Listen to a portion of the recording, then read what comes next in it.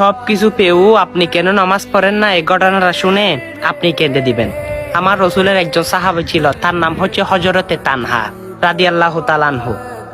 তখন তানহা প্রতিদিন আমার রসুলের পিছনে নামাজ পড়ে, দেখে সবার শেষে আসে, সবার আগে দৌড়িয়ে নামাজ শেষ হওয়ার সাথে সাথে দৌড়িয়ে চলে যায়।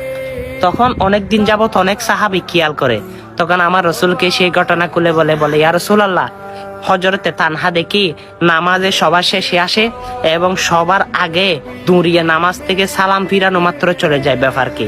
তখন আমার রসুল তানহাকে ডাকলো। তখন তানহাকে ডাকার সাথে সাথে তানহা তার বাড়িতে আমার রসুলকে নিয়ে গেল। বলে ইয়া রাসূলুল্লাহ, কেন আমি সবার শেষে আসি, সবার আগে চলে যাই আপনি জানেন?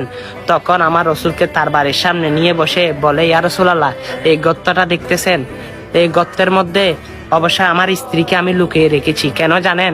কারণ আমাদের থেকে দুইজন থেকে একটা মাত্র জামা, হ্যাঁ সে একটা জামা দিয়ে আমি নামাজ শেষ করে দৌড়াইয়া আবার গিয়ে সে গর্তের মধ্যে ঢুকিয়ে যাই। তখন আমার স্ত্রী সে গর্ত থেকে বের হয়, তিনি সে কাপড়টা পরিধান করে আবার নামাজ শেষ করে। এইরকম করে করে আমরা দুইজন নামাজ শেষ করি। সুবহানাল্লাহ। আপনার শত কাপড় থাকার সত্ত্বেও আপনি কিন্তু নামাজ পড়েন না।